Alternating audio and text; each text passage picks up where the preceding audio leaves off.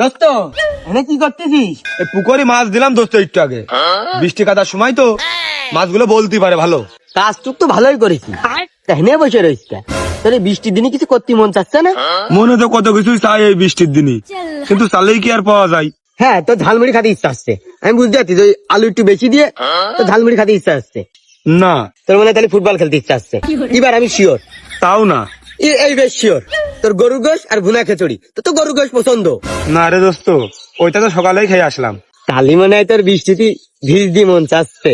হয় দোস্ত, তুই ঠিক ধরেছিস, ভিজতেই মন চাচ্ছে। খালি ভেজে না, ওই ভিজার জন্য একটা লোক লাগবে। লোক লাগবে, আমি আছি তো, চল ভিজি। না দোস্ত, তুই হলে হচ্ছে না, একটা মেয়ে লোক মতো লাগবে।